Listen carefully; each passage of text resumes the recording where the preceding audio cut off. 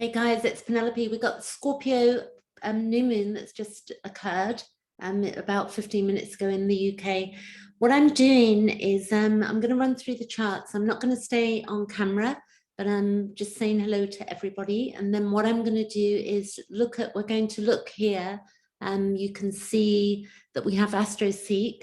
I'm going to show you my chart, and then we're going to go over to Solar Fire so that you're going to get to see what's going on and understand looking at your own chart. This is a new moon, and it's November the 4th, 2021, and it's at 12 degrees of Scorpio. On the 19th, we're going to have a lunar eclipse, and that's going to be in Taurus, and it's going to fall on the head of Algol, which is Medusa, which is quite something. And then, but I'll go into that in other videos, December the 4th, we are going to have a solar eclipse, and that's going to be in the sign of Sagittarius. And then we will have a December the 19th, we're going to have a full moon. So a solar eclipse is going to be on the new moon as well. So we're going to have, this is where it's going to go. I'm going to say this again. We've got a new moon today. Then we're going to have a full moon, which is going to be a lunar eclipse on the 19th of November, November 19. Then we're going to have a new moon solar eclipse, which is on 4th of December or December 4. And then we're going to have the 19th of December. If you're in the UK, we say 19th, we do it the other way around. Or December 19, we're going to have a full moon in Gemini. Okay. And look, I'm going to run through these charts with you. And if you've got any messages or you want to look at your chart, then leave messages below and I'll answer them for you. Okay, so here goes. I'm going to stop sharing my video. And here goes. We've got this moon, which is really, I love Scorpio. I'm 27 degrees Scorpio rising. So I've got quite a Scorpionic thing going on in me. And I've also got Pluto on my MC, which I'll show you on my chart. With this chart, when we look at Scorpio, if we look at the new moon to begin with, what does it mean? So it's a phase. It's when the sun and moon are conjunct. You can see here, they're both at the same degree.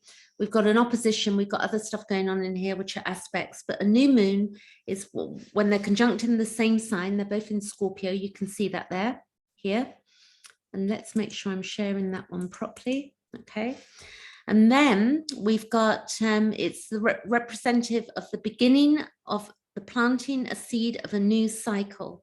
So it's when we're planting something new and we're putting something forth, you know, we're putting it underground. It's still underground, but it's going to then grow into becoming something, into becoming full at the full moon. It's a moment of when the outcome can be in doubt. So I've got some things that I'm doubting that are going to be, you know, that I'm having to face right now, but I'm okay with it because I understand, you know, it's also to do always, you know, deeper than we know. And it's also to do with our consciousness as well, how conscious we are around things. And it can be also a phase when to make a mark on things. It's a time when we make a mark on things, and it's where we can be very subjective, and it's when we're very feeling, and it's very self-centered. You know, a new moon can be about us and what we're feeling, and it can also be appropriate to rule out, it rules the appropriate of the present moment.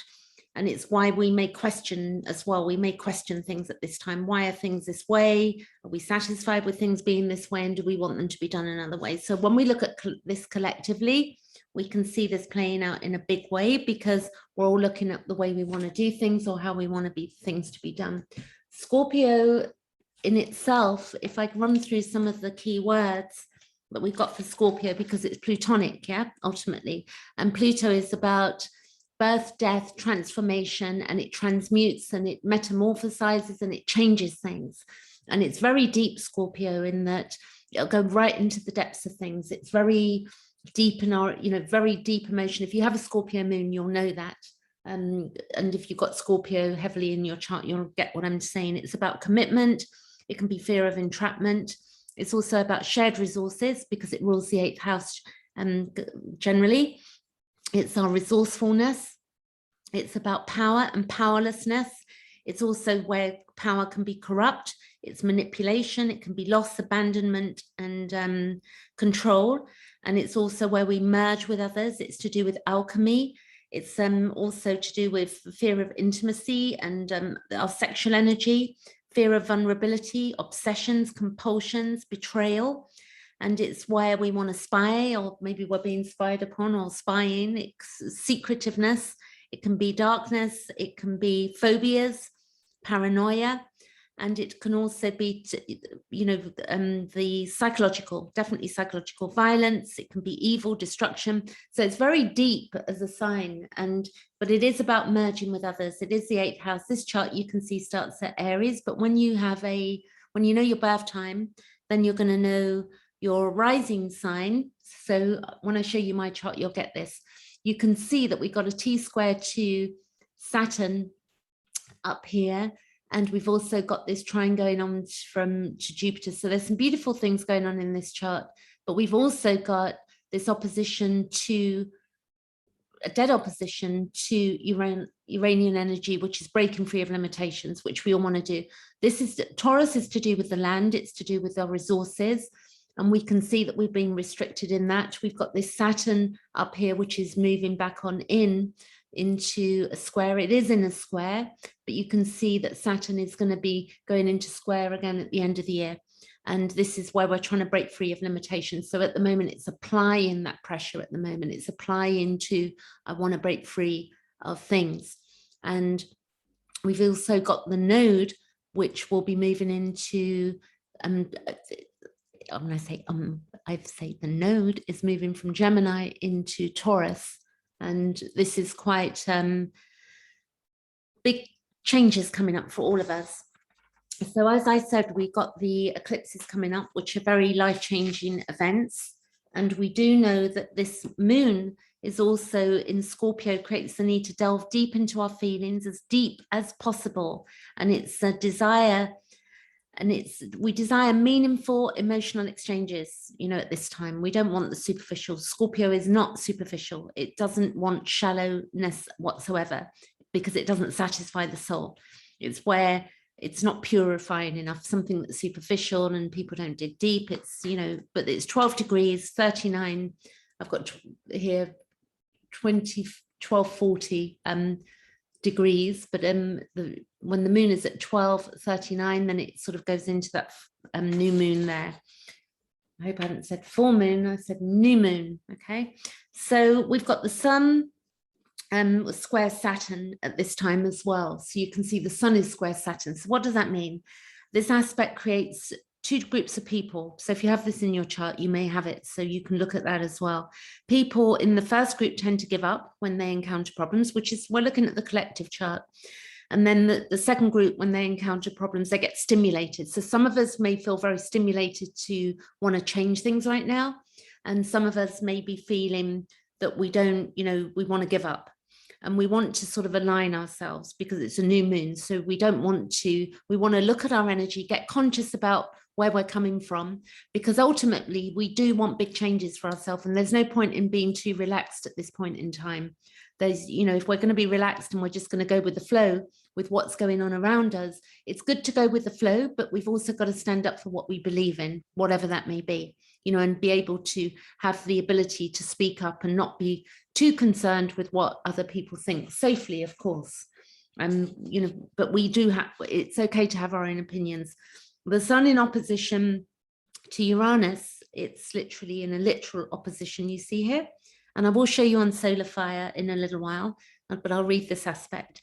This aspect is where we can be too individualistic and selfish and eccentric. And it can also be that we are guarding our independence carefully. And it's where also we can suffer from mental exhaustion, because that Uranian energy can be very sort of, it can be full on, and we can feel mentally exhausted by it. And also we have the need to be different, and we want to show our own uniqueness. We don't want to be the same as everybody else with this aspect going on. So you want to see where this is falling on your chart. You want to see where these transits are taking place, and then what other aspects are happening for you. Do go here if you want to look at your chart. Go to AstroSeek, and then you can scroll down and you can get your birth natal chart online calculator. This is a brilliant site for playing around. You know, it doesn't necessarily read a chart for you personally, but it begins to give you an idea. It's also where with this we can have trouble accepting authority, and we want to be rebellious and attract other people's attention. So we may see some of that going on. A new moon affects the entire month until the next new moon, and then the full moon affects 2 weeks from that time. So we have other stuff which I'll go into. Let me go over to the chart here. I want to show you new share, and here, this is my chart. So you can see here, if I get my pointer, if you're looking at your own chart, then just pay attention to what I'm doing here, because once you've got your chart and your rising sign, and you may already know this anyway, but if you don't, the inner planets are my natal planets, and then the moon and the sun are in my 12th house, and then they're making aspects to other planets, which I'll explain to you. So when we look at this, I know that Scorpio is my 12th house, so that's what's going on behind closed doors. It's what's hidden. It's not public to the world. And then with that, it's going to be making aspects. So what are those aspects doing, and what are they saying for me? But it's interesting. I feel quite bright with this. You know, this is why we need to look at aspects, you know, no matter what house it's in, because it gives it more definition of what's going on. So you'd find where that is in what house it's in for you, and then you'd look up what that means. You know, what does the new moon in the 12th house mean to me? You know, it's something that's going on behind the scenes.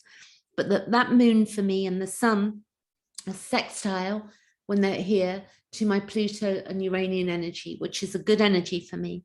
And then the moon is also in a trioctile to Saturn. So if I look here, that what the moon is doing, and a trioctile, so it's touching in with my Saturn at birth. It's in an odd angle. It's not, you know, I don't particularly see anything good as bad. It's just energy that's moving all of the time.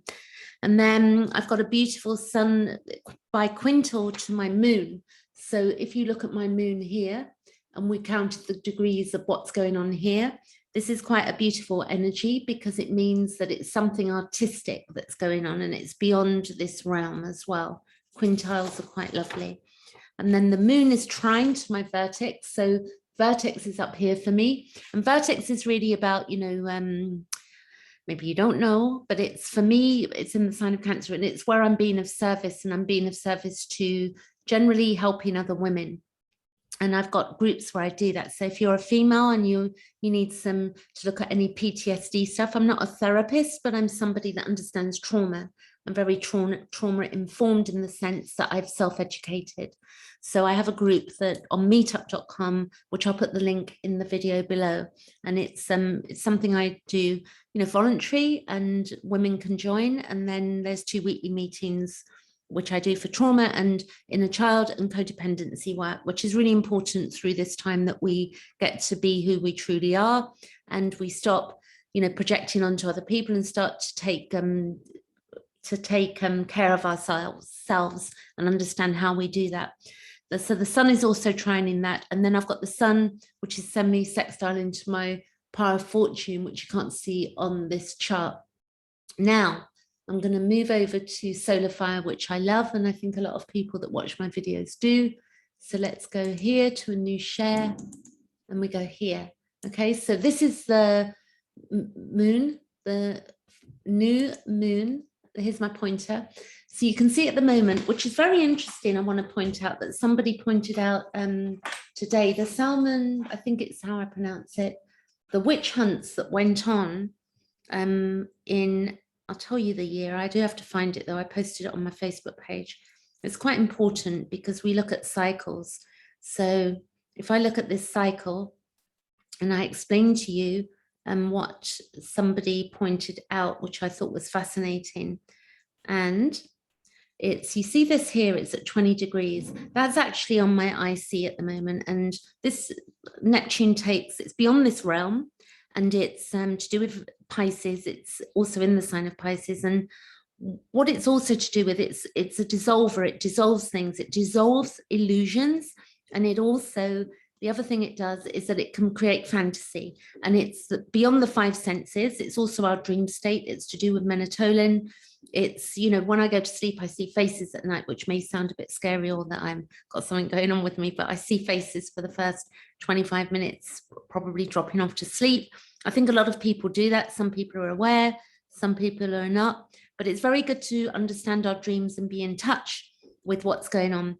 So the Salmon witch trials, there were burning of witches, and this was about 21 degrees. When it stopped, actually, when the witch burning stopped in 1690, it was 1693, May of 1693, which was a long time ago. Let's get my calculator, 2021 minus 1693. So that's 328 years ago. So that's literally two orbs ago of Neptune. So I know it's a long time ago, but if we consider that, you know, with information right now, where information we can see all over on being online, and people are going on about misinformation. So that would have been happening with the witches of, you know, at that time. I hope I'm pronouncing it correctly as well. Salem, the witch trials. You can Google it, and you can see that when this was going on, you know, women were being pulled to one side, I guess men as well, and people were being banned at the stake because they had different belief systems, or they were being accused of things that they were not doing. So it's very interesting that we, as human beings, we repeat cycles, but we may do it in a different way, but we've got a similar theme going on. So it's interesting that when that stopped, and the exact degree when that stopped, I'm going to tell you in that year, which was in, tell you, 1693.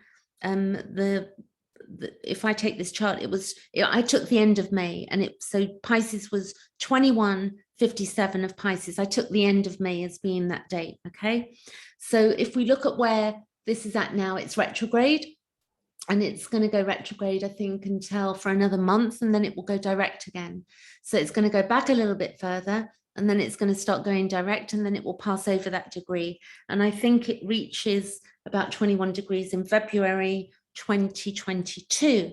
So clearly, I think we are coming out of, what I'm seeing is we're coming out of the accusations of misinformation. Now, what I'm seeing going on in society is that we're now seeing people say, hey, you know, the misinformation that we were being told was misinformation may not be misinformation. And where people were being told, oh, that's a conspiracy. Now we're seeing people that are showing us that some of the things that some people were saying, percentages were saying, is not actually conspiracy. And that things maybe what we've been told was not as we see it was at the time. You know what I'm saying here. So I think that, you know, we're in a very interesting time, and I'm quite grateful for the time we're in, because although things may be difficult, I do see that we're not just, you know, we need to know where we're heading. We need to, you know, if we're feeling fearful, feel that fear, but, you know, don't stay stuck in it. See it for what it is. The ultimate is that we're all leaving Earth at some point anyway. So we have to sort of make choices how we want to go. And this whole point with Pluto in the sign of Capricorn, it hit there in 2008. It's going to leave there in 2024, and it's moving into Aquarius, and there's going to be a split in society. We may see, you know, some quite high profile people maybe leaving Earth. I would say, I don't want to mention any names that I particularly think, but one came to mind for me, and I don't want to, you know, be public about that at the moment, but I have been privately with a few friends. I'm not going to share it because I don't like to predict, you know, be a predictor of doom and gloom, but it may, you know, life goes on and people leave. So, and you can see that there's a lot of anger around at the moment as well. We've got this Mars, which is also, you can see here, this is, this sign here is, let me just see here to double check. This is Hamal, which is to do with discord. And we've got Mars opposite, you know, here as well. It's moving into 7. So the goddess of discord, which is, if I show you, this is Hamal. And we do need to, look out for anger that may be coming up in the coming days, I would say, with that going on. Mars takes 2 years to move around the chart, roughly. We've got Saturn square to Mercury at the moment, I can see there as well. So let's read a few more aspects. And do look at where this is in your chart, because it's going to help you. And if you need help, just ask me. I'm happy to do sort of some work with people, but at the moment I'm not particularly doing anything spectacular with working, but I am happy to do some voluntary stuff with a view to a donation. I'm happy to do that. The moon opposite Uranus. We know that the sun, I've already read that, the moon is opposite to Uranus as well, and the moon is where we're feeling we've been wronged and we need to do something about it. So this is what this aspect's telling us, that we feel that we've been wronged and that we need to do something about it. And we can often decide on unexpected radical changes, and which can bring it can bring chaos, a bit of chaos. And also it's that we want to be alternative. We don't want to be the same as everybody else. We want so this is talking a lot about individualism, which Carl Gustav Jung talked about. And we need to, bring that back a bit, because a lot of us, when we look at the percentages of the individuated and the collective, and how people, believe a lot of what they're told. And, I've never been quite great at that. I've always been a bit of a questioner of things, and out of fear sometimes. And, sometimes I wonder, going through such trauma myself as a child, it's made me question authority, which sometimes has caused me problems in my life. I'm not saying it's perfect. We'd want to be a bit balanced in the way we are, but as we go through the years and we gain wisdom, we do tend to balance out anyway. So, look at yourself, be objective, and look at who you are, what you believe, why you believe it, what you think, what you think's real, what scares you, why you make a choice. Are you making it for yourself? Are you making it for other people? We've got the moon also here, which is trine to Neptune. So the moon trine Neptune is where we're searching for something transcendental. And it's also the reason that we're religious as well. The moon is quite beautiful, and it's our egocentric self, but Neptune is where we can be self-sacrificing, and people can take advantage with this. So we want to make sure that nobody's taking advantage of us, and that also it can be where we're perceptive and very sensitive. You think when you sleep, we're very sensitive when we sleep. We're going into other realms. We may not think we are. Sleep is no different from being awake. A lot of people can cut it off and say, oh, sleep, I'm awake, but it's connected. There's no disconnection between being asleep and, when we go to bed at night, and when we're still experiencing, we're processing, and we're sorting out data, and we're recalling. We may have nightmares, we may have beautiful dreams, we may see things and figure things out. Some people, I've done some great problem solving in my dream states and woken up and had the answer to things. So you can do that as well when you go off to sleep. Ask if you can't answer something, or you've got something that needs to be healed in your body, ask for the answer to the question. What do I need to know about this? Use your sleep time well, and make sure you go off to sleep in a loving way and you feel safe. I do something that, I don't feel, uncomfortable sleeping in the dark. So I bought myself a beautiful salt lamp, and I have it on the lowest dimmer, on a dimmer switch. And I allow myself to be comfortable now. And make yourself comfortable when you go off to sleep. It's important. We've got Mercury sextile to Venus. You see here Mercury, and we've got Venus up here. Venus is in Sagittarius. It's going to be moving into the sign of Capricorn, which will give it a different flavor, so to speak. But I won't go into that now. And we've got the harmonious aspect of the Mercury sextile to Venus applying. It's where we're charming, and it's in manners and wisdom. And it's also, it's an ideal quality for educating others and communication in general in relationships. It can make us pleasant and sensitive. And Mercury conjunct Mars, although you can see but that's applying. So this is happening, coming up. Mercury takes 88 days around the chart. This is where, you know, we like to figure things out, and also it can make us funny, and it can make us sarcastic as well, and it can make us impatient as well. And it's where we think fast and practical, which we may need a bit of that at this time as well. And also remember to look after your health. I'm going to throw in there, check your vitamin D levels out there. I do a lot of vitamins and supplements, and you know, if the weather's turning now, so do go and get a test. You can do pinprick tests in NHS if you're in the UK, and I'm sure in the USA, and check your levels. And then you don't want to overdo it with vitamin D. I know I'm going on here, but you don't want to overdo it. So you want to know what your level is, because if you've got too much vitamin D, that's toxic to you as well. But it's unlikely in the cold winter weather that we're overloaded, but it's worth checking. Mars square Saturn applying.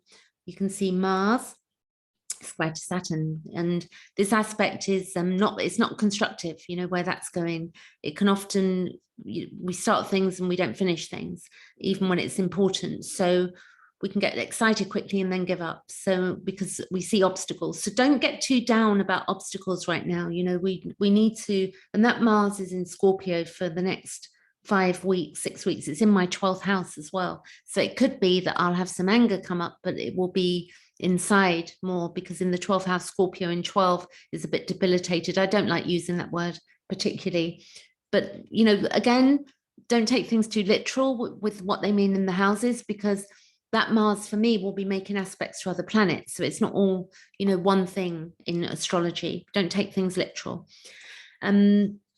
Also, it's where it is precisely the problem that we need to learn to deal with life, with this aspect here, with the Mars square Saturn, you know, because Saturn is about being and mature, and also, or Saturn wants us to mature, and Saturn is about our time as well, how we use our time, what time is, you know, and Saturn can run rings around us. So we want to learn to be persistent and firm, and to complete things that we've started.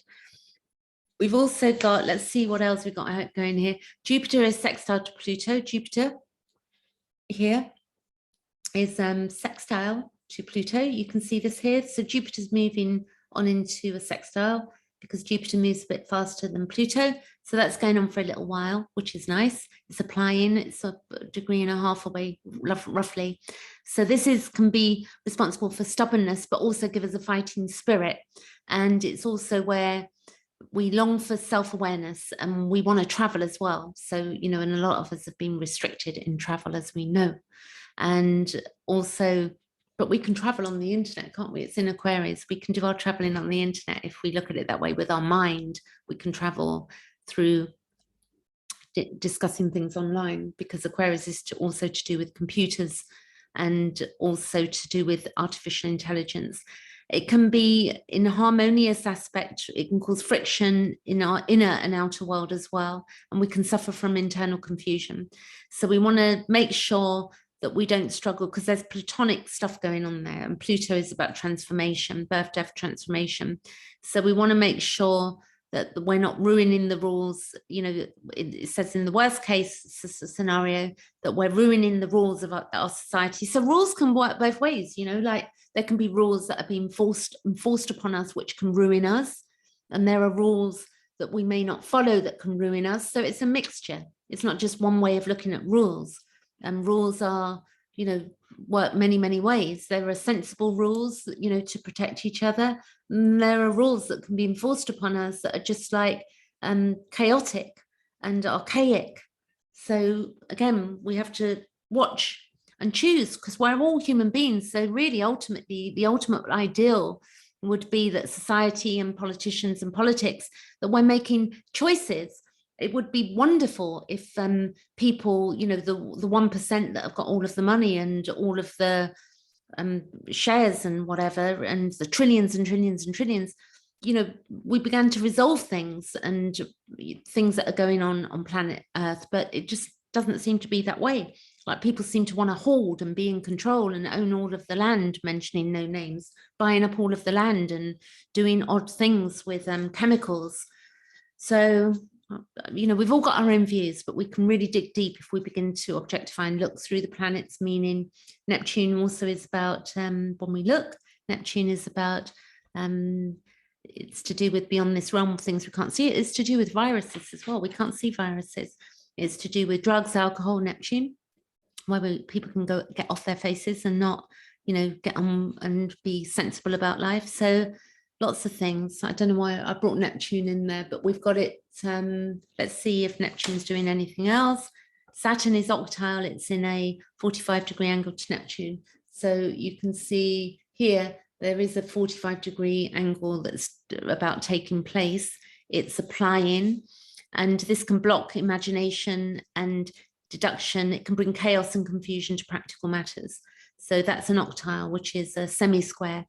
These people can experience great spiritual passion, and they may expand their consciousness at all costs possible.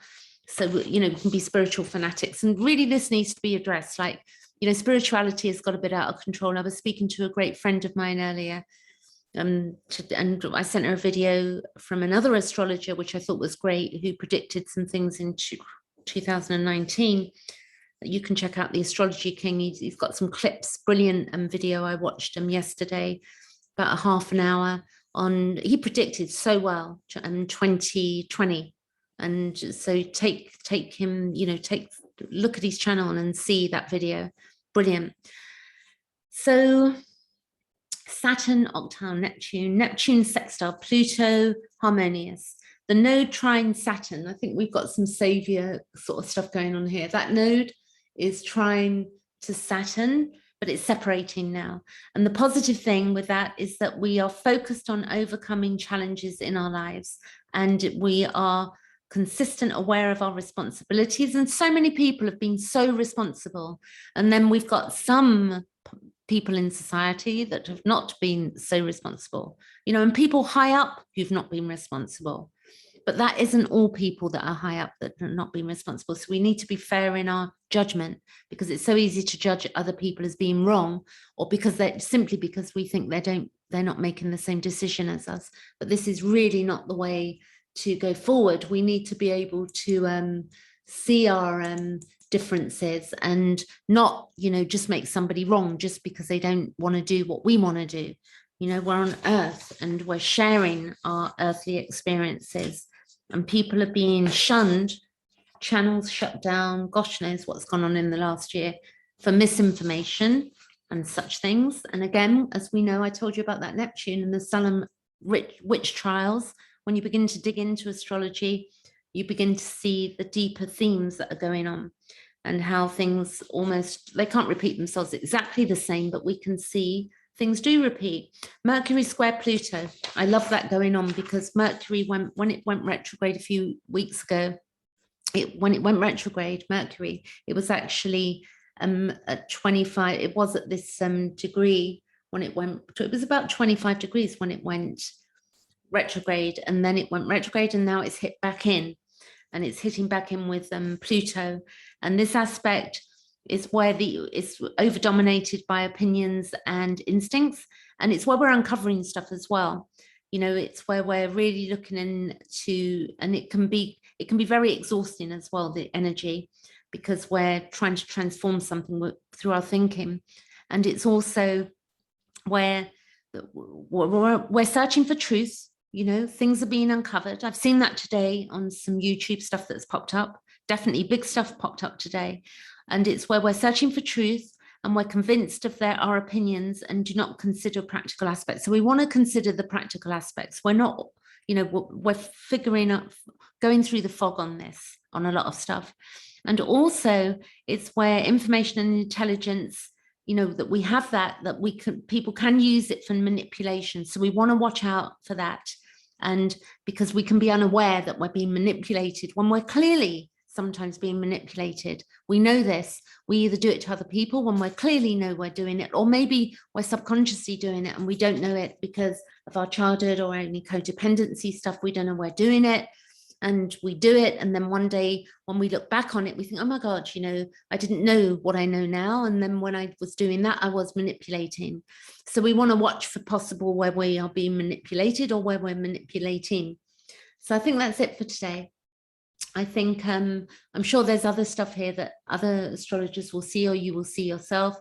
But I think we've done a good thing with this. I do like that we've got here this Chiron with Lilith, and Lilith, this was Lilith, asteroid Lilith in the Garden of Eden. She basically threw off patriarchal rule in the sense, you know, that maybe didn't really exist at that time, but God she was being condemned for eating the apple and not laying below Adam. Oh no, Eve was the apple, and Lilith wouldn't lay below Adam, and then Adam was given Eve, and Eve then ate the apple, and the women, they just cause chaos in life, huh? So anyway, it's all beautiful in many ways where we're heading, and it's not easy, but the more we know ourselves, the easier it can get, and we get to objectify, and we get to share with people that are like-minded. Go to the like-minded people. It doesn't mean people that just agree with you. Allow your friends to have their own opinions. You don't have to fight with them. We can agree to disagree on certain things. We don't have to fall out with people because they're making particular choices, and we don't have to shame each other either for the choices we've made. We can, things could be much better. I think they're smoothing out a bit, but I think as things begin to show up, in my opinion, things begin to show up that maybe that we're, on misinformation, then what's been going on, we're unraveling. It's the great unraveling, because that Pluto is moving out of Capricorn, which is power and control and government, into Aquarius, which is a whole different level in 2024. But you guys in the USA, I say that because I think most people who listen to me are in the USA. In February, you're having your Pluto return, and then it will go retrograde, and you're going to be going through your Pluto return. So this is a big one for the USA. I'll catch you later. Thanks for watching. Any comments, leave in the comments box. Thanks. Bye-bye.